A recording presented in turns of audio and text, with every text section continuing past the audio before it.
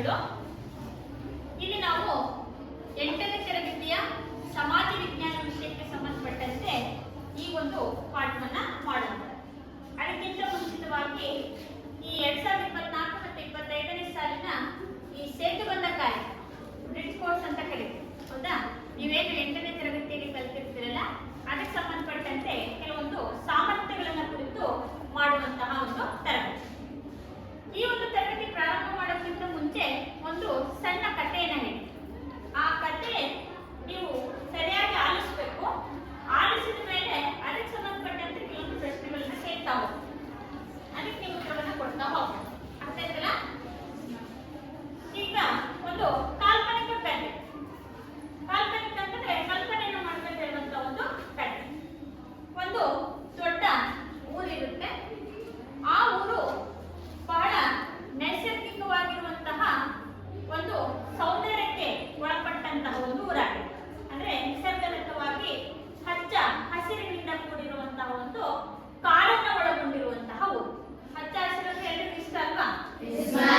ಯಾಕೆಂದ್ರೆ ಅದು ನಮ್ಮ ಕಣ್ಣಿಗೆ ಆನಂದವನ್ನ, ಮನಸ್ಸಿಗೆ ಸಂತೋಷವನ್ನ ಕೊಡುತ್ತೆ. ಅಂತಹ ಒಂದು ದಟ್ಟ ಅರಣ್ಯವನ್ನ ಹೊಂದಿರುವಂತಹ ಒಂದು ಊರು. ಆ ಊರಿನಲ್ಲಿ ಒಂದು 10 ಜನ ವಿದ್ಯಾರ್ಥಿಗಳಿರ್ತಾರೆ, 10 ಜನ ಫ್ರೆಂಡ್ಸ್ ಇರ್ತಾರೆ, ಸ್ನೇಹಿತರು. ಆ ಸ್ನೇಹಿತರು ಹೇಗೆ ಅಂತಂದ್ರೆ ಒಬ್ಬರನ್ನ ಬಿಟ್ಟು ಮತ್ತೊಬ್ಬರು ಇರ್ತಿರ್ಲಿಲ್ಲ. ಅಂತಹ ಒಂದು ಸ್ನೇಹ ಅವರಲ್ಲಿರುತ್ತೆ. ಅವರ ಸ್ನೇಹತ್ವಕ್ಕೆ, ಅವರ ಸಂತೋಷಕ್ಕೆ ಪಾರವೇ ಇರೋದಿಲ್ಲ. ಯಾಕಂದ್ರೆ ಏನೇ ಕೆಲಸಗಳಾಗಿದ್ರು ಕೂಡ ಅವ್ರು ಹೇಗೆ ಇರ್ತಿದ್ದಪ್ಪ ಅಂತಂದ್ರೆ ಒಬ್ರಿಗೊಬ್ರು ಸಹಕರಿಸಿ ಜೀವನವನ್ನ ಮಾಡ್ತಿದ್ರು. ಅಂತಹ ಸ್ನೇಹಿತರು ಎಲ್ಲೋದ್ರೂ ಕೂಡ ಕೆಲಸವನ್ನ ಮಾಡೋದಾಗಿರ್ಬೋದು, ಓದೋದಾಗಿರ್ಬೋದು, ಬರೆಯೋದಾಗಿರ್ಬೋದು, ಎಲ್ಲದರಲ್ಲೂ ಕೂಡ ಒಗ್ಗಟ್ಟಿರೋದು. ಅಂತ ಎಲ್ಲ ಸ್ನೇಹಿತರು ಒಂದು ದಿನ ಏನ್ ಮಾಡ್ತಾರೆ ಅಂತಂದ್ರೆ ತಮ್ಮ ಊರಲ್ಲಿರುವಂತಹ ಕಾಡನ್ನ ಹೋಗಿ ನೋಡ್ಕೊಂಡು ಬರೋಣ ಅಂತ ಆಸೆ ಆಗುತ್ತೆ. ನೀವೆಲ್ಲ ರಸ್ತೆಯಲ್ಲಿ ಎಲ್ಲ ಬೇಕಲ್ಲ ಓಡಾಡ್ತಿರ್ತೀರಲ್ವಾ, ಫ್ರೆಂಡ್ಸ್ ಮನೆಗೆ ಹೋಗ್ತೀರಾ ಅಲ್ವಾ, ಊರೆಲ್ಲ ಹೋಗಿರ್ತೀರಲ್ವಾ, ಹಾಗೆ ಅವರು ಕೂಡ ಏನ್ ಮಾಡ್ತಾರೆ, ಕಾಡಿಗೆ ಹೋಗಿ ಬರೋಣ ಅಂತ ನಿರ್ಧರಿಸ್ತಾರೆ. ನಿರ್ಧರಿಸಬೇಕಾದಂತ ಸಂದರ್ಭದಲ್ಲಿ ಕಾಡಿಗೆ ಹಂಗೆ ಹೋಗೋದು ಬೇಡ, ಏನಾದ್ರೂ ಒಂದು ಸ್ವಲ್ಪ ಬುತ್ತಿಯನ್ನ ಕಟ್ಕೊಂಡು ಹೋಗೋಣ ಅಂತ ಹೇಳ್ಬಿಟ್ಟು ಎಲ್ಲರೂ ಸೇರ್ಕೊಂಡು ಮಾತಾಡ್ಕೊಂಡು ಒಬ್ಬೊಬ್ಬರ ಮನೆಯಿಂದ ಒಂದೊಂದಿಷ್ಟು ಊಟದ ವ್ಯವಸ್ಥೆನ ಮಾಡ್ಕೊಳ್ತಾರೆ, ಬುತ್ತಿಯನ್ನ ಕಟ್ಕೊಳ್ತಾರೆ. ಕಟ್ಕೊಂಡು ಹೀಗೆ ವಿದ್ಯಾರ್ಥಿಗಳವರೆಲ್ಲರೂ ಸ್ನೇಹಿತರು ಕಾಡಿಗೆ ಪ್ರವೇಶವನ್ನ ಮಾಡ್ತಾರೆ. ಕಾಡಿಗೆ ಪ್ರವೇಶವನ್ನ ಮಾಡಿದಾಗ ಒಂದು ಷರತ್ತನ್ನ ಮಾಡ್ಕೊಂಡಿರ್ತಾರೆ. ಏನಂತೇಳಿ ಅಂತಂದ್ರೆ, ನಾವು ಕಾಡುಗಳಿಗೆ ಹೋಗ್ಬೇಕಾದಂತ ಸಂದರ್ಭದಲ್ಲಿ ಈ ಕಾಡು ಪ್ರಾಣಿಗಳಿರ್ತವೆ, ಹೌದಾ? ಹಾಗಾಗಿ ಯಾರು ಕೂಡ ಮಿಸ್ ಆಗಬಾರ್ದು, ಯಾರು ತಪ್ಪಿಸ್ಕೋಬಾರ್ದು, ಎಲ್ಲರೂ ಒಂದೇ ಹತ್ರ ಹೋಗೋಣ ಅಂತ ಹೇಳ್ಬಿಟ್ಟು ಏನ್ ಮಾಡ್ತಾರೆ, ಒಂದು ಒಪ್ಪಂದವನ್ನ ಮಾಡ್ಕೊಂಡು ಕಾಡಿಗೆ ಹೋಗ್ತಾರೆ. ಸ್ವಲ್ಪ ದೂರ ಎಲ್ಲರೂ ಕೂಡ ಜೊತೆಯಲ್ಲೇ ಹೋಗ್ತಾರೆ. ಹೋಗಿ ಎಷ್ಟೋ ದೂರ ಹೋದ್ಮೇಲೆ ಅದರಲ್ಲಿ ಒಬ್ಬ ಸ್ನೇಹಿತ ಏನ್ ಮಾಡ್ಕೊಳ್ತಾರೆ, ತಪ್ಪಿಸ್ಕೊಂಡ್ಬಿಡ್ತಾರೆ. ಅಂದ್ರೆ ದಾರಿ ಮಿಸ್ ಆಗ್ಬಿಡ್ತಾನೆ, ಬೇರೆ ದಾರಿಗೆ ಹೋಗ್ಬಿಡ್ತಾನೆ. ಯಾಕಂದ್ರೆ ಕಾಡಿನ ದಾರಿ ಗೊತ್ತಾಗಲ್ಲ. ಹೀಗೆ ಹೋಗ್ತಾ ಹೋಗ್ತಾ ಅವನೇ ಅನ್ಕೊಳ್ತಾನೆ ತನ್ನ ಸ್ನೇಹಿತರ ನನ್ನ ಹಿಂದೆ ಬರ್ತಿದ್ದಾರೆ ಅಂತ ಅನ್ಕೊಂಡಿರ್ತಾನೆ. ಆದ್ರೆ ಅವನ ದಾರಿನೇ ಬೇರೆ ಆಗಿರುತ್ತೆ, ಇನ್ನು ಉಳಿದಂತ 9 ಜನರ ದಾರಿನೇ ಬೇರೆ. ಹಾಗೆ ಕಾಡಲ್ಲಿ ಹೋಗ್ತಾರೆ, ಎಷ್ಟೋ ದೂರ ಹೋಗ್ತಾರೆ, ಸ್ನೇಹಿತರೆಲ್ಲ ಎಣಿಸ್ಕೊಳ್ತಾರೆ. ಅದ್ರಲ್ಲಿ ಒಬ್ಬ ಏನಾಗಿರ್ತಾನೆ, ಕಾಣೆ ಆಗಿರ್ತಾನೆ. ಕಾಣೆ ಆದಾಗ ಅವರನ್ನ ಹುಡುಕುವಂತ ಪ್ರಯತ್ನವನ್ನ ಮಾಡ್ತಾನೆ. ಕಾಣೆ ಆಗಿರೋನು ಕೂಡ ತನ್ನ ಸ್ನೇಹಿತರನ್ನ ಹುಡುಕೊಳ್ತಾ ಬಂದಿರ್ತಾನೆ. ಹೀಗೆ ಬಂದಂತ ಸಂದರ್ಭದಲ್ಲಿ ಅವನಿಗೆ ದಾರಿ ಕಾಣಿಸೋದಿಲ್ಲ. ಅವನು ಹೇಗೋ ಎಲ್ಲೋ ದಾರಿಗೆ ಹೋಗ್ಬಿಡ್ತಾನೆ. ಹೋಗುವಂತ ಸಂದರ್ಭದಲ್ಲಿ ಆ ಕಾಡಿನಲ್ಲಿ ಎದುರಿಗೆ ಅವನಿಗೆ ಒಂದು ಸಿಂಹ ಬಂದಿದೆ. ಅವನೇನ್ ಮಾಡ್ಬೇಕೀಗ? ಮುಂಚೆನೆ ಹೇಳ್ಕೊಂಡಿದ್ರಲ್ವಾ, ಯಾರು ತಪ್ಪಿಸ್ಕೊಂಡು ಹೋಗ್ಬಾರ್ದು, ಕಾಡು ಪ್ರಾಣಿಗಳು ಇರ್ತವೆ, ಯಾವ ನಮಗೆ ಸುರಕ್ಷಿತ ಇದ್ದು ಆ ಸ್ಥಳಕ್ಕೆ ಹೋಗೋಣ.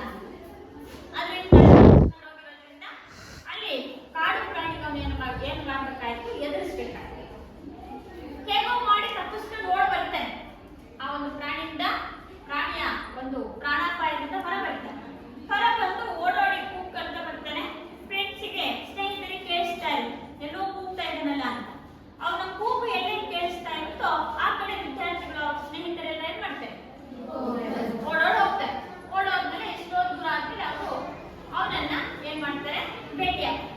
ಭೇಟಿ ಆದ್ಮೇಲೆ ಅವ್ನು ಹೇಳ್ತಾನೆ, ನಾನಂತೂ ಎಷ್ಟು ಕಷ್ಟಪಟ್ಟು ಓಡ್ ಬಂದೆ ಗೊತ್ತಾ, ಅಲ್ಲ ನನಗೊಂದು ಪ್ರಾಣಿ ಸಿಂಹ ಸಿಕ್ಕಿತ್ತಪ್ಪ, ನಾನು ಅದರಿಂದ ತಪ್ಪಿಸ್ಕೊಂಡು ಬಂದಿದ್ದೆ, ದೊಡ್ಡದಾಗ್ಬಿಡ್ತು ಅಂತ. ಸ್ನೇಹಿತರೆಲ್ಲರೂ ಕೂಡ ಆಶ್ಚರ್ಯ ಪಡ್ತಾರೆ. ಅವರೇ, ಸಿಂಹ ಎದುರಿಗೆ ಬಂದು ತಪ್ಪಿಸ್ಕೊಂಡು ಬಂದೆ, ಸಿಂಹ ಬಿಡ್ತಿತ್ತ ನಿನಗೆ ಅಂತ ಪ್ರಶ್ನೆ ಮಾಡ್ತಾರೆ. ಅವಾಗ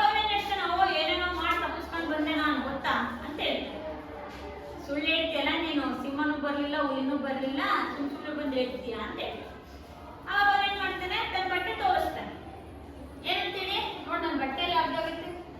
ಕಾಡಲ್ಲಿ ಬರ್ತಿರ್ಬೇಕಿತ್ತನ, ಅಲ್ಲೇ ಎಲ್ಲೋ ಗಿಡ ಗಂಟೆಗಳು ಹಚ್ಕೊಂಡಿದ್ದಾವೆ, ಅದು ಕಚ್ಕೊಂಡು ಬಂದೈತೆ, ಬಟ್ಟೆ ಅರ್ಧೋಗೈತೆ ಅಂತ. ಇಲ್ಲ ಕಣೋ, ನಿಜವಾಗ್ಲೂ ನೋಡ್ಬಂದೆ ನಾನು ಅಂತೀವಿ. ಸುಳ್ಳು ಹೇಳ್ಬಿಡೋನೇನು ಅಂತೇಳಿ ಅವಾಗ ಅವ್ನು ಏನ್ ಮಾಡ್ತಾನೆ, ಬಾಯಿ ಕರ್ಕೊಂಡು ಹೋಗಿ ತೋರಿಸ್ತೀನಿ ಅಂತ ಹೇಳ್ಬಿಟ್ಟು ಅವ್ನು ಬಂದಿರೋ ದಾರಿಗೆ ಕರ್ಕೊಂಡು ಹೋಗಿ ತೋರಿಸ್ತಾನೆ. ಏನೋ ನಿಮಗೆ ಸಿಂಹ ಎದುರಾಗಿರುತ್ತೆ ತೋರಿಸ್ತಾನೆ. ತೋರಿಸಿದಾಗ ಅವ್ರೇನ್ ಮಾಡ್ತಾರೆ,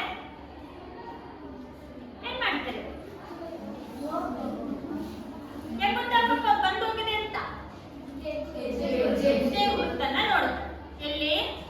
ಭೂಮಿ ಮೇಲೆ. ಅವನೆಲ್ಲಿ ಅವನಿಗೆ ಎದುರಾಗಿರುತ್ತೋ ಅಲ್ಲಿ ಹೆಜ್ಜೆ ಗುರುತನ್ನ ನೋಡಾದ್ಮೇಲೆ ಏನೇನ್ ಹೇಳ್ತಾರೆ, ಓ ಬಂದಿದ್ದೇನೋ ಅಂತ ಅಲ್ವಾ. ಆ ಹೆಜ್ಜೆ ಗುರುತು ಹಾಕ್ಬೇಕು, ಗುರುತಿಸೋದಕ್ಕೆ ಗುರುತು ಹಾಕ್ಬೇಕು.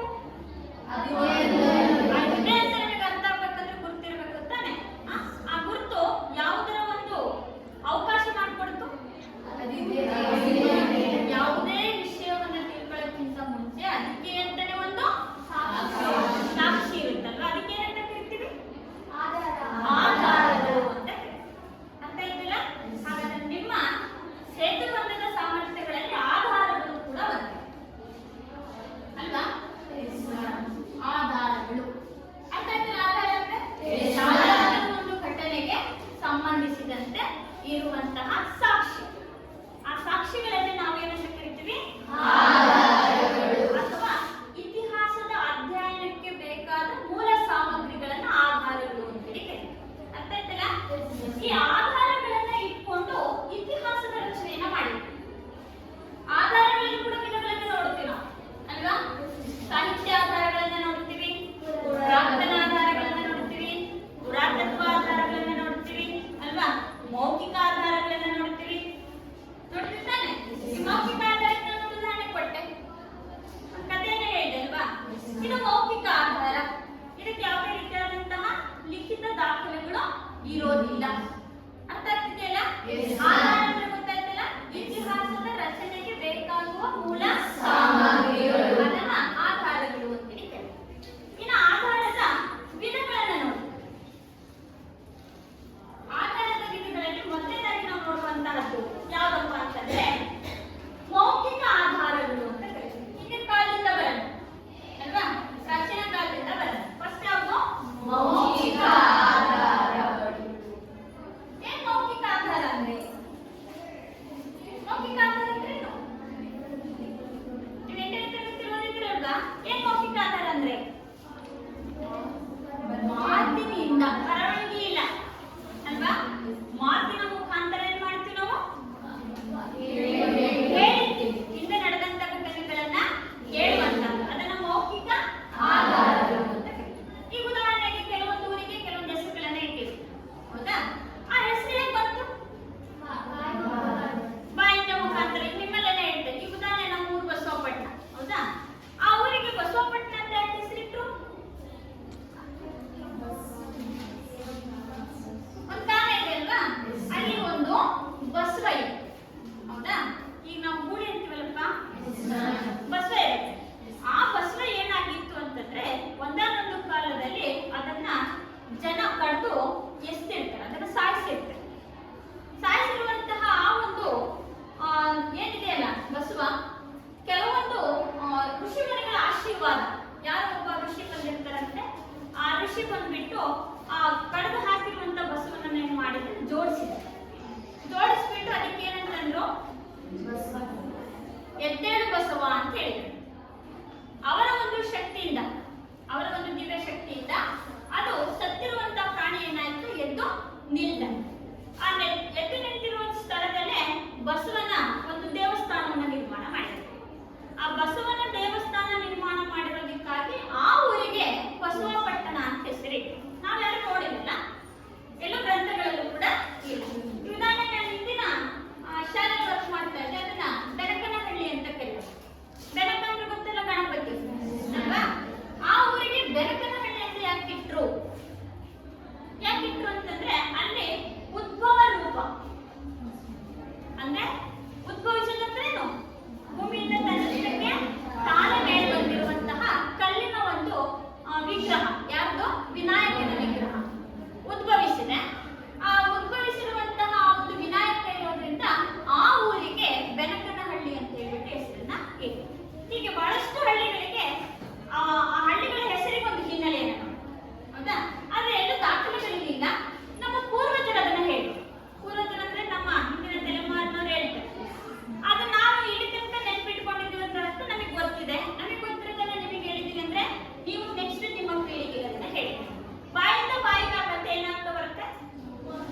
ಹೋಗ್ತಾ ಇತ್ತು ಅಲ್ವಾ? ಅದು ಕೂಡ ಇತಿಹಾಸವನ್ನ ತಿಳಿಯಲಿಕ್ಕೆ ಒಂದು ಆಧಾರ. ಅದನ್ನ ಏನಂತ ಕರಿತೀವಿ? ಮೌಖಿಕ ಆಧಾರ. ಅರ್ಥ ಆಯ್ತಲ್ಲ? ಇನ್ನ ಆಧಾರದ ಎರಡನೇ ವಿಧಕ್ಕೆ ಬರ್ತೀವಿ. ಯಾವುದು ಅಂತಂದ್ರೆ ಸಾಹಿತ್ಯ ಆಧಾರಗಳು ಅಂತ ಕರೀತಾರೆ. ಸಾಹಿತ್ಯ ಆಧಾರಗಳನ್ನು ಕೂಡ ಎರಡು ಭಾಗ ಮಾಡ್ಕೊಳ್ತೀವಿ ನಾವು ಅಲ್ವಾ? ಸಾಹಿತ್ಯ ಅಂತಂದ್ರೆ ಲಿಖಿತ ರೂಪದಲ್ಲಿರುವಂತಹ ದಾಖಲೆ, ಬರವಣಿಗೆ ರೂಪದಲ್ಲಿರುವಂತಹ ದಾಖಲೆ, ಅವುಗಳನ್ನು ಏನಂತ ಕರಿತೀವಿ ನಾವು? ಸಾಹಿತ್ಯ ಆಧಾರಗಳು. ಆ ಸಾಹಿತ್ಯ ಆಧಾರಗಳಲ್ಲೂ ಕೂಡ ದೇಶೀಯ ಸಾಹಿತ್ಯ ಮತ್ತು ವಿದೇಶೀಯ ಸಾಹಿತ್ಯ ಅಂತೇಳಿ ಕರೀತೀವಿ ಅಲ್ವಾ? ದೇಶೀಯ ಸಾಹಿತ್ಯ ಅಂದ್ರೇನು? ನಮ್ಮ ದೇಶ. ವಿದೇಶಿ ಅಂದ್ರೆ ಬೇರೆ ದೇಶ. ದೇಶೀಯ ಸಾಹಿತ್ಯ ಅಂದ್ರೆ ನಮ್ಮ ದೇಶದಲ್ಲಿರುವವರೇ ರಚಿಸಿದಂತಹ ಸಾಹಿತ್ಯಗಳು ಅಲ್ವಾ? ಅವರನ್ನೇನಂತ ಅಂಥವುಗಳನ್ನ ದೇಶೀಯ ಸಾಹಿತ್ಯಗಳು ಅಂತ ಕರೀತೀವಿ. ವಿದೇಶೀಯ ಸಾಹಿತ್ಯ ಅಂತಂದ್ರೆ ವಿದೇಶದಿಂದ ಬೇರೆ ದೇಶದಿಂದ ನಮ್ಮ ದೇಶಕ್ಕೆ ಬಂದು ನಮ್ಮ ದೇಶದಲ್ಲಿ ಏನ್ ಮಾಡ್ತಾರೆ? ಸಾಹಿತ್ಯದ ರಚನೆಯನ್ನ ಮಾಡ್ತಾರೆ. ನಮ್ಮ ದೇಶವನ್ನ ಕುರಿತು ಅಲ್ವಾ? ಅದಕ್ಕೆ ಏನಂತ ಕರಿತೀವಿ? ವಿದೇಶೀಯ ಸಾಹಿತ್ಯ. ಈ ಉದಾಹರಣೆ, ಹಾಲನ್ನು ಗಾತ ಸಪ್ತಶತಿ ಎನ್ನುವಂತ ಕೃತಿಯನ್ನ ರಚಿಸಿದ್ದಾರೆ ಅವನ. ಹಾಲು ಅನ್ನುವಂಥದ್ದು ಭಾರತಕ್ಕೆ ಸಂಬಂಧಪಟ್ಟಂತವು. ಅವನು ರಚಿಸಿದಂತ ಕೃತಿ ಗಾತ ಸಪ್ತಶತಿ. ಹಾಗೆ ಪಂಪನ ಬರೀತಾನೆ ವಿಕ್ರಮಾರ್ಜುನ ವಿಜಯ ಅಂತ. ಹೌದಾ? ಹಾಗಾದ್ರೆ ಭಾರತದಲ್ಲಿ ಇಟ್ಕೊಂಡು ಭಾರತಕ್ಕೆ ಕುರಿತು ಸಂಬಂಧಪಟ್ಟಂತಹ ಸಾಹಿತ್ಯದ ರಚನೆಯನ್ನ ಮಾಡ್ತಾರೆ. ಹಾಗೆ ಕೆಲವೊಬ್ಬರು ವಿದೇಶದಿಂದ ಭಾರತಕ್ಕೆ ಬಂದಿದ್ದಾರೆ. ಉದಾಹರಣೆಯಾಗಿ ನಾವು ಮೆಗಸ್ಟೆನಿಸ್ ಅನ್ನ ನೋಡ್ತೀವಿ. ಮೆಗಸ್ಟೆನಿಸ್ನ ಇಂಡಿಕಾ ಎನ್ನುವಂತಹ ಕೃತಿ. ಮೆಗಸ್ಟೆನಿಸ್ ವಿದೇಶಿ ಪ್ರವಾಸಿ ಭಾರತಕ್ಕೆ ಪ್ರವಾಸಕ್ಕಂತ ಬರ್ತಾನೆ. ಭಾರತದ ಒಂದು ಸಂಸ್ಕೃತಿಯನ್ನ ನೋಡ್ಬಿಟ್ಟು ಆ ಸಂಸ್ಕೃತಿಯ ಆ ಒಂದು ವಿಷಯಕ್ಕೆ ಸಂಬಂಧಪಟ್ಟಂತೆ ಏನ್ ಮಾಡ್ತಾನೆ? ಒಂದು ಇಂಡಿಕಾ ಎನ್ನುವಂತಹ ಕೃತಿಯನ್ನ ರಚನೆಯನ್ನ ಮಾಡ್ತಾನೆ. ಇನ್ನ ವಯಲಟ್ ಸಾಂಗ್ ಎನ್ನುವಂತವ್ನು ಬರ್ತಾನೆ, ಚೀನಾ ಪ್ರವಾಸಿಗ. ಅವನು ಕೂಡ ಸಿಯುಕಿ ಎನ್ನುವಂತಹ ಕೃತಿಯ ರಚನೆಯನ್ನ ಮಾಡ್ತಾನೆ ಅಲ್ವಾ? ಹೀಗೆ ನಮ್ಮ ದೇಶದ ಕುರಿತು ನಮ್ಮ ದೇಶದವರೇ ರಚಿಸಿದ ಸಾಹಿತ್ಯಗಳು ದೇಶೀಯ ಸಾಹಿತ್ಯ. ಬೇರೆ ದೇಶದಿಂದ ನಮ್ಮ ದೇಶಕ್ಕೆ ಬಂದು ಸಾಹಿತ್ಯ ರಚನೆಯನ್ನ ಮಾಡಿದ್ರೆ ಅದೆಲ್ಲ ವಿದೇಶೀಯ ಸಾಹಿತ್ಯ. ಸಾಹಿತ್ಯಗಳು ಕೂಡ ನಮಗೆ ಆಧಾರ ಅಲ್ವಾ? ಕೆಲವೊಂದು ಇತಿಹಾಸವನ್ನ ಮೌಖಿಕವಾಗಿ ತಿಳ್ಕೊಳ್ತೀವಿ, ಕೆಲವೊಂದು ಇತಿಹಾಸವನ್ನ ಗ್ರಂಥಗಳಲ್ಲಿ ತಿಳ್ಕೊಳ್ತೀವಿ ಅಲ್ವಾ? ಕೆಲವೊಂದು ಬರವಣಿಗೆ ರೂಪದಲ್ಲಿ. ಯಾವಾಗ ಮಾನವನಿಗೆ ಯಾವಾಗ ಬರವಣಿಗೆ ಪರಿಚಯ ಆಯಿತು, ಅಲ್ಲಿಂದ ಅವರು ತನ್ನ ಒಂದು ಲಿಖಿತ ರೂಪದ ದಾಖಲೆಗಳನ್ನು ಬರೀತಾ ಹೋದರು. ಮಾನವನಿಗೆ ಬರವಣಿಗೆ ಪ್ರಾರಂಭದಲ್ಲಿ ಗೊತ್ತಿರಲಿಲ್ಲ, ಅವಾಗ ಮೌಖಿಕ ಆಧಾರಗಳಿವೆ. ಬರವಣಿಗೆ ಪರಿಚಯ ಆದ ಮೇಲೆ ಲಿಖಿತ ಆಧಾರಗಳೇನಾದ್ರೂ ಪರಿಚಯ ಆಗ್ತಾ ಹೋಗ್ತದೆ. ಇನ್ನು ಮೂರನೇದಾಗಿ ಬರುವಂತಹದ್ದು ಪ್ರಾಕ್ತನ ಆಧಾರಗಳು ಅಂತ ಹೇಳಿ ಕರೀತಾರೆ. ಪ್ರಾಕ್ತನ ಆಧಾರಗಳು. ಇಲ್ಲೂ ಕೂಡ ನಾವು ಮುಖ್ಯವಾಗಿ ಏನೇನು ನೋಡ್ತೀವಿ? ಶಾಸನಗಳನ್ನ ನೋಡ್ತೀವಿ, ನಾಣ್ಯಗಳನ್ನ ನೋಡ್ತೀವಿ, ಮತ್ತೆ ಮಾರ್ಗಗಳನ್ನ ನೋಡ್ತೀವಿ ಅಲ್ವಾ? ಇವೆಲ್ಲವೂ ಕೂಡ ಉತ್ಖನನಗಳನ್ನ ನೋಡ್ತೀವಿ. ಇವೆಲ್ಲವೂ ಕೂಡ ಯಾವುದಕ್ಕೆ ಆಧಾರ? ಅಂದ್ರೆ ಆಗಿನ ಕಾಲದಲ್ಲಿ ಮಾನವನು ಬಳಸ್ತಾ ಇದ್ದಂತಹ ಕೆಲವೊಂದು ಸಾಧನಗಳು, ಮಡಿಕೆಗಳಾಗಿರ್ಬೋದು, ಅವ್ರು ಬಳಸುವಂತಹ ದಿನನಿತ್ಯದ ವಸ್ತುಗಳಾಗಿರ್ಬೋದು, ಕಲ್ಲಿನ ಚೂರುಗಳಾಗಿರ್ಬೋದು, ಹೌದಾ? ಅವ್ರು ಬಳಸ್ತಾ ಇದ್ದಂತಹ ಕಟ್ಟಡಗಳಾಗಿರ್ಬೋದು. ಉದಾಹರಣೆಗಳು ನಾವು ಹರಪ್ಪ ಮತ್ತು ಮೊಹೆಂಜೊದಾರೋ ನಾಗರಿಕತೆಯನ್ನ ನೋಡ್ತೀವಿ ಅಲ್ವಾ? ಆ ಹರಪ್ಪ ನಾಗರಿಕತೆ ನಗರ ವ್ಯವಸ್ಥೆ ಅಲ್ವಾ? ಅಚ್ಚುಕಟ್ಟಾದಂತ ನಗರ ವ್ಯವಸ್ಥೆ, ಚರಂಡಿ ವ್ಯವಸ್ಥೆನ ಮಾಡ್ಕೊಳ್ತಾ ಇದ್ದು, ಅಂತಸ್ತಿನ ಮನೆಗಳನ್ನ ಕಟ್ಕೊಂಡಿದ್ದು. ಅವೆಲ್ಲ ಹೆಂಗ್ ಗೊತ್ತಾಯ್ತು? ಆ ಪ್ರದೇಶದಲ್ಲಿ ದೊರಕಿದ ಪರಿಕರಗಳು. ಪರಿಕರ ಅಂದ್ರೆ ನಾವೇ ಪಡವಣಿಕೆಗಳು ಅಂತ ಕರಿತೀವಲ್ಲ, ಅವು. ಅವರು ಮಡಿಕೆಗಳ ಚೂರು ಸಿಕ್ಕಿರೋದ್ರಿಂದ ಮಡಿಕೆನ ಬಳಸ್ತಾ ಇದ್ರು ಅನ್ನೋದು ಗೊತ್ತಾಯ್ತು. ಕಲ್ಲಿನ ಆಯುಧಗಳಾಗಿರ್ಬೋದು, ಲೋಹಗಳಾಗಿರ್ಬೋದು ಅಲ್ವಾ? ಅವರಿಗೆ ಇವೆಲ್ಲ ಲೋಹಗಳು ಪರಿಚಯ ಇತ್ತು ಅನ್ನೋದನ್ನ ನಾವು ತಿಳ್ಕೋಬಹುದು. ಇನ್ನು ಪ್ರಾಕ್ತನ ಆಧಾರಗಳಲ್ಲಿ ನಾವು ಶಾಸನಗಳನ್ನ ನೋಡಿ. ಶಾಸನಗಳು ಅಂತಂದ್ರೆ ಕೆಲವೊಂದು ಬರವಣಿಗೆ ರೂಪದಲ್ಲಿರುವಂತಹ ಕಲ್ಲಿನ ಮೇಲೆ ಕೆತ್ತನೆಯನ್ನು ಮಾಡಿರುವಂತಹದ್ದನ್ನ ನಾವು. ಆ ಶಾಸನಗಳು ನಮಗೆ ಏನನ್ನ ತಿಳಿಸುತ್ತೆ? ಆಗಿನ ಕಾಲದಲ್ಲಿ ಮಾನವರು ಬಳಸ್ತಾ ಇದ್ದಂತಹ ಸಾಹಿತ್ಯ ಆಗಿರ್ಬೋದು, ಭಾಷೆ ಆಗಿರ್ಬೋದು, ಸಂಸ್ಕೃತಿ ಆಗಿರ್ಬೋದು, ಆಡಳಿತ ಆಗಿರ್ಬೋದು,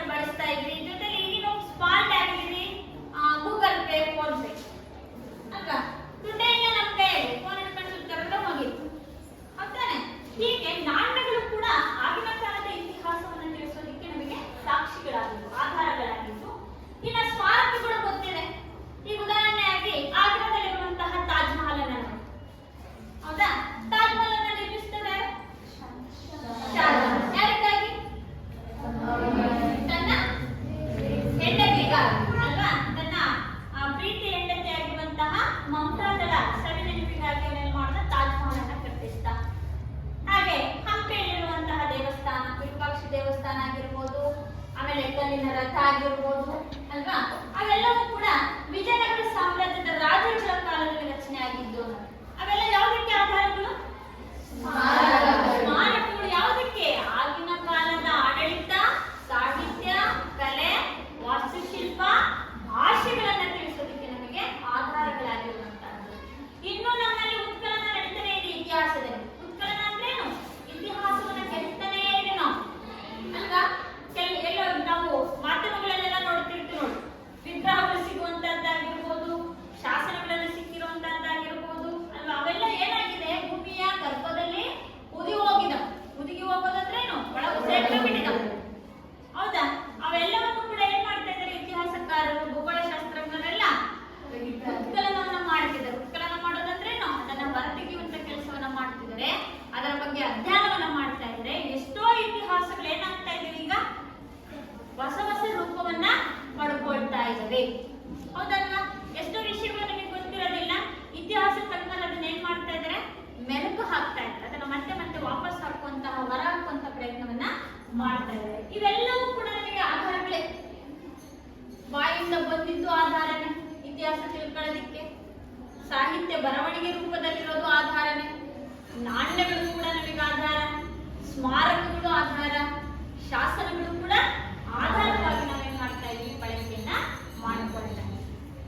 ಅರ್ಥ ಆಗ್ತಿದೆಯಾ? ನಮ್ಮ ಆಧಾರಗಳಲ್ಲಿ ನಾವು ತಿಳ್ಕೋಬೇಕಾಗಿರುವಂತಹ ಅಂಶಗಳು. ಹಾಗಾದ್ರೆ ಆಧಾರ ಅಂದ್ರೆ ಏನು?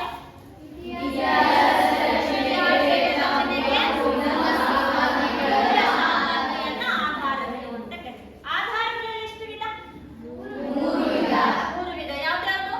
ಮೌಖಿಕ ಆಧಾರ, ಸಾಹಿತ್ಯ ಆಧಾರ,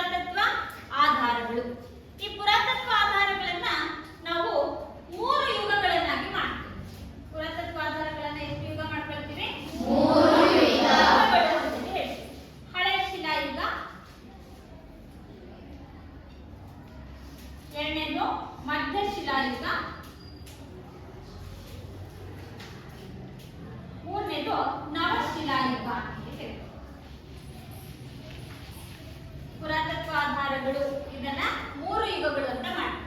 ಹಳೆ ಶಿಲಾಯುಗ, ಮಧ್ಯ ಶಿಲಾಯುಗ, ನವ ಶಿಲಾಯುಗ. ಇಲ್ಲಿ ನೋಡಿ, ಶಿಲಾಯುಗದಲ್ಲಿ ಮಾನವನು ಬಳಸ್ತಾ ಇದ್ದಂತಹ ಆಯುಧಗಳನ್ನ ನೋಡಿ, ಕಾಣಿಸ್ತಾ ಇದೆಯಲ್ಲ, ಕಲ್ಲಿನ ಆಯುಧಗಳನ್ನ, ಹಾಗೆ ಪ್ರಾಣಿಗಳ ಮೂಳೆಗಳಿರ್ತವಲ್ಲ, ಆ ಮೂಳೆಗಳನ್ನ ಏನ್ ಮಾಡ್ತಿದ್ದ, ಬಂಡೆಗೆ ಅದನ್ನ ನೀಟಾಗಿ ಉಜ್ಜಬೇಕು, ಅದನ್ನ ಶಾರ್ಪ್ ಮಾಡ್ಕೊಂಡು ಅವುಗಳನ್ನು ಕೂಡ ಏನ್ ಮಾಡ್ತಾ ಇದ್ದ, ಆಯುಧಗಳನ್ನಾಗಿ ಬಳಸ್ತಾ ಇದ್ದ. ಅಂದ್ರೆ ಆಗಿನ ಕಾಲದಲ್ಲಿ ಅವರಿಗೆ ಲೋಹದ ಪರಿಚಯ ಇರಲಿಲ್ಲ, ಹಾಗಾಗಿ ಆ ಬಂಡೆ ಚೂರುಗಳು ಮತ್ತೆ ಪ್ರಾಣಿಯ ಪಳವಳಿಕೆಗಳು, ಮೂಳೆಗಳಂತ ನಾವೇನ್ ಕರಿತೀವಿ, ಅವುಗಳನ್ನ ಬಳಸ್ಕೊಂಡು ಆಯುಧಗಳನ್ನಾಗಿ ಮಾಡಿಕೊಂಡು ಪ್ರಾಣಿಗಳನ್ನ ಬೇಟೆಯಾಡುವಂತ ಒಂದು ವ್ಯವಸ್ಥೆಯನ್ನ ಮಾಡ್ತಿದ್ದಾರೆ.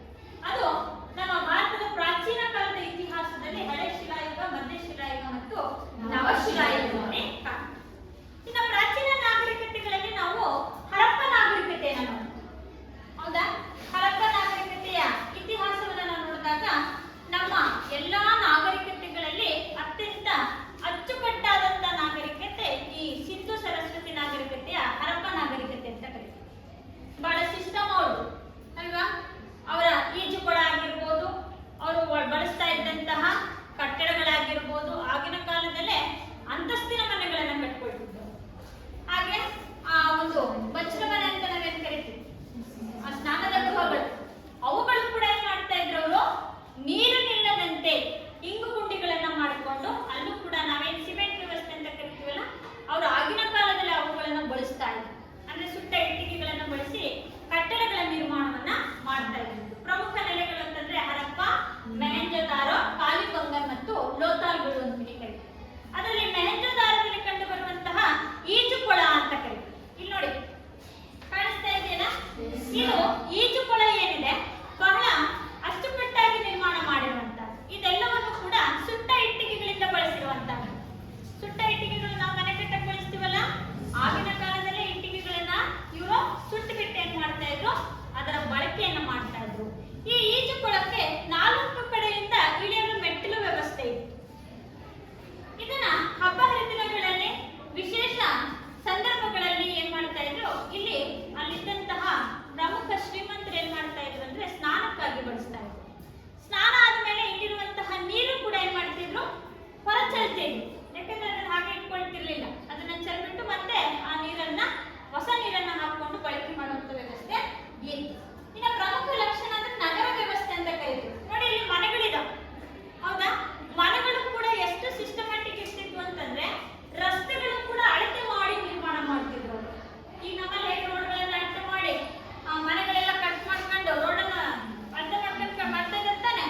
ಆಗಿನ ಕಾಲದಲ್ಲಿ ಹರಪ್ಪ ನಾಗರಿಕತೆ ಜನ ಈ ನಗರ ವ್ಯವಸ್ಥೆಯನ್ನ ಹೇಗ್ ಮಾಡ್ಕೊಂಡಿದ್ರು ಅಂತಂದ್ರೆ ಬಹಳ ಅಚ್ಚುಕಟ್ಟಾಗಿ ರಸ್ತೆಗಳನ್ನಾಗಿರ್ಬೋದು, ಆಮೇಲೆ ಸ್ನಾನದ ಕೊಳ ಆಗಿರ್ಬೋದು, ಹಾಗೆ ಚರಂಡಿ ವ್ಯವಸ್ಥೆಗಳಾಗಿರ್ಬೋದು. ಈಗ ನಾವು ಬಾಕ್ಸ್ ಚರಂಡಿ ಅಂತ ಕರಿತೀವಿ ನೋಡಿ. ಬಾಕ್ಸ್ ಅಂದ್ರೆ ಬಾಕ್ಸ್ ಇರೋದಲ್ಲ, ಸಿಮೆಂಟ್ ಮಾಡಿರ್ತಾರೆ ಒಳಗೆ, ಹೌದಾ? ಒಳಗೆ ಸಿಮೆಂಟ್ ಮಾಡಿರ್ತಾರೆ. ಎಷ್ಟೇ ಮಳೆ ಬಂದ್ರು, ಏನೇ ಅಲ್ಲಿ ಕೊಳೆ ನಿಂತಿದ್ರು ಕೂಡ ಏನ್ ಮಾಡ್ಬೋದು, ಸುಲಭವಾಗಿ ಹೊರ ಹಾಕ್ಬೋದು, ಅದನ್ನ ಕ್ಲೀನ್ ಮಾಡ್ಕೋಬಹುದು. ಅಂತ ಒಂದು ವ್ಯವಸ್ಥೆ ಆಗಿನ ಕಾಲದಲ್ಲಿ ಹರಪ್ಪ ನಾಗರಿಕತೆ ಜನರು ಮಾಡಿಕೊಂಡಿದ್ರು. ಇದು ಆ ಒಂದು ಕಾಲದಲ್ಲಿ ನಮಗೆ ಸಿಕ್ಕಂತಹ ಈ ಪುರಾತತ್ವ ಆಧಾರಗಳಿಗೆ ಸಾಕ್ಷಿಯನ್ನಾಗಿ ಮಾಡಿ. ಇನ್ನು ವೇದ ಕಾಲದ ನಾಗರಿಕತೆಗಳು ಅಂತ ಕರೀತೀವಿ.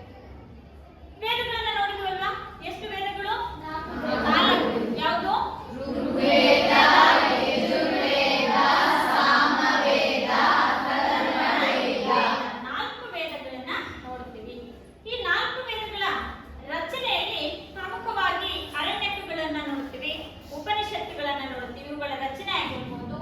ಇನ್ನ 2 ಮಹಾನ್ ಕಾವ್ಯಗಳಿದಾವೆ ಪುರಾತತ್ವ ಆಧಾರಗಳಲ್ಲಿ, ಅಲ್ವಾ? ಯಾವುದು? ರಾಮಾಯಣ ಮತ್ತು ಮಹಾಭಾರತ. ಅವು ಕೂಡ ನಮಗೆ ಆಧಾರವಾಗಿ ಸಿಕ್ಕಿರುವಂತಹದ್ದು. ನಮ್ಮ ಐತಿಹಾಸಿಕ ಪೂರ್ವಜರ ಒಂದು ಸಾಹಿತ್ಯವನ್ನ, ಪೂರ್ವಜರ ಒಂದು ಹಿನ್ನೆಲೆಯನ್ನ ತಿಳ್ಕೋಬೇಕು ಅಂತಂದ್ರೆ ಈ ಎಲ್ಲ ಗ್ರಂಥಗಳು ನಮಗೆ ಸಾಕ್ಷಿಯಾಗಿರುವಂತಹದ್ದು. ಇನ್ನ ಗೋವುಗಳ ಸಂಪತ್ತಿನ ಪ್ರತೀಕ ಅಂತ ಕರಿತೀವಿ. ಸಮಾಜದಲ್ಲಿ ಈ ವರ್ಣ ವ್ಯವಸ್ಥೆ ಕೂಡ ಇದೆ. ವರ್ಣ ವ್ಯವಸ್ಥೆ ಅಂತಂದ್ರೆ ಈಗ ಬ್ರಾಹ್ಮಣ, ಕ್ಷತ್ರಿಯ, ವೈಶ್ಯ ಮತ್ತು ಶೂದ್ರರು ಅಂತ ಕರಿತೀವಿ, ಹೌದಾ? ಬ್ರಾಹ್ಮಣರ ವೃತ್ತಿ ಏನಪ್ಪಾ ಅಂತಂದ್ರೆ ಈ ಮಂತ್ರಗಳನ್ನು ಪಠಿಸುವಂತಹದ್ದು, ದೇವಸ್ಥಾನಗಳಲ್ಲಿ ಪೂಜೆ ಮಾಡುವಂತಹದ್ದು. ಕ್ಷತ್ರಿಯರು ಅಂತಂದಾರು ರಾಜರುಗಳು, ಹೌದಾ? ವೈಶ್ಯರು ಮತ್ತೆ ಶೂದ್ರರು ಅಂತ ಹೇಳ್ಬಿಟ್ಟು 4 ವರ್ಣ ಒಂದು ನಾಗರಿಕತೆ ವ್ಯವಸ್ಥೆಗಳು ಅಂತೇಳಿ ಕರೀತಾರೆ. ಇನ್ನು ಈಜಿಪ್ಟಿನ ನಾಗರಿಕತೆಯಲ್ಲಿ ಆಫ್ರಿಕಾ ಖಂಡದ ಈಜಿಪ್ಟ್ ದೇಶ ನೈಲ್ ನದಿಯ ದಡದ ಮೇಲೆ ಇತ್ತು ಅನ್ನೋದನ್ನ ನಾವು ತಿಳ್ಕೊಂಡಿದ್ವಿ ಐತೆ ಅಲ್ವಾ. ಈಜಿಪ್ಟ್ ಎನ್ನುವಂತ ನಾಗರಿಕತೆ ಯಾವ ನದಿಯ ದಡದ ಮೇಲೆ? ನೈಲ್ ನದಿಯ ದಡದ ಮೇಲೆ ಇತ್ತು. ಅಲ್ಲಿನ ರಾಜರನ್ನ ಫ್ಯಾರೋಗಳು ಅಂತೇಳಿ ಕರೀತಿದ್ರು. ಏನಂತ ಕರೀತಾ ಇದ್ರು? ಫೆರೋಗಳು ಅಂತೇಳಿ ಕರೀತಾರೆ. ರಾಜರನ್ನ ಫೆರೋ ಅಂತ ಇದ್ರು. ಅಂದ್ರೆ ಹಲವು ಬಾರಿ ವಿದೇಶಿಗಳ ದಾಳಿಯಿಂದ ಅಲ್ಲೇನಾಯ್ತು ಅಂತಂದ್ರೆ ಆ ಒಂದು ಪ್ರಮುಖವಾಗಿರುವಂತಹ ಈಜಿಪ್ಟ್ ನಾಗರಿಕತೆಯಲ್ಲಿ ಈ ಮಮ್ಮಿಗಳ ರಚನೆ ಅಂತ ಕರೀತಾರೆ. ಮಮ್ಮಿ ಅಂದ್ರೆ ನಿಮ್ಮ ಮಮ್ಮಿಗಳಲ್ಲ ಅಲ್ವಾ, ಸತ್ತವರ ಶವ, ಸತ್ತವರ ದೀಪ ಅಲ್ವಾ, ಅದಕ್ಕೆ ಏನಂತ ಕರಿತೀವಿ? ಮಮ್ಮಿಗಳು ಅಂತೇಳಿ ಕರಿತೀವಿ. ಈ ಮಮ್ಮಿಗಳನ್ನೇ ಬಹಳ ಅಚ್ಚುಕಟ್ಟಾಗಿ ಅವ್ರು ಏನ್ ಮಾಡ್ತಾ ಇದ್ರು? ಸಂರಕ್ಷಣೆಯನ್ನ ಮಾಡ್ತಾ ಇದ್ರು. ಇಲ್ಲಿ ಕಾಣಿಸ್ತಾ ಇದೆ ನೋಡಿ, ಸತ್ತಿರುವಂತಹ ದೇಹವನ್ನ ಹಲವಾರು ರಾಸಾಯನಿಕ ವಸ್ತುಗಳಿಂದ ಏನ್ ಮಾಡ್ತಾರೆ? ಅದನ್ನ ಲೇಪಿಸಿ ಅದನ್ನ ಹಾಳಾಗದಂತೆ ಒಂದು ಪೆಟ್ಟಿಗೆ ಏನ್ ಮಾಡ್ತಾ ಇದ್ರು? ಅದನ್ನ ಇಡ್ತಿದ್ರು. ಅಷ್ಟೇ ಅಲ್ಲದೆ ಮಮ್ಮಿಗಳ ಜೊತೆ ಏನೇನ್ ಇಡ್ತಿದ್ರು? ಅವ್ರು ಬಳಸ್ತಾ ಇದ್ದಂತಹ ವಸ್ತುಗಳು ಅಲ್ವಾ, ಅವ್ರು ಬಳಸ್ತಾ ಇದ್ದಂತಹ ಬಟ್ಟೆ ಆಗಿರ್ಬೋದು, ಅವ್ರು ಬಳಸ್ತಾ ಇದ್ದಂತಹ ಪೀಠೋಪಕರಣಗಳಾಗಿರ್ಬೋದು, ಅವ್ರು ಏನೇನು ಬಳಕೆಯನ್ನ ಮಾಡ್ತಾ ಇದ್ರು ಜೀವ ಇದ್ದಂತ ಸಂದರ್ಭದಲ್ಲಿ ಅದೆಲ್ಲವನ್ನ ತಗೊಂಡೋಗಿ ಏನ್ ಮಾಡಾರೋ ಇದರಲ್ಲಿ ಇಡೋದು, ಇದರ ಜೊತೆ. ಅದಾದ್ಮೇಲೆ ಅದಕ್ಕೆ ಒಂದು ಗೋಪುರ, ಅದಕ್ಕೆ ಏನಂತ ಕರೀತಾರೆ? ಪಿರಮಿಡ್ಗಳು ಅಂತ ಕರೀತಾರೆ ಅಲ್ವಾ. ಆ ಪಿರಮಿಡ್ಗಳ ರಚನೆ ಇದೆ.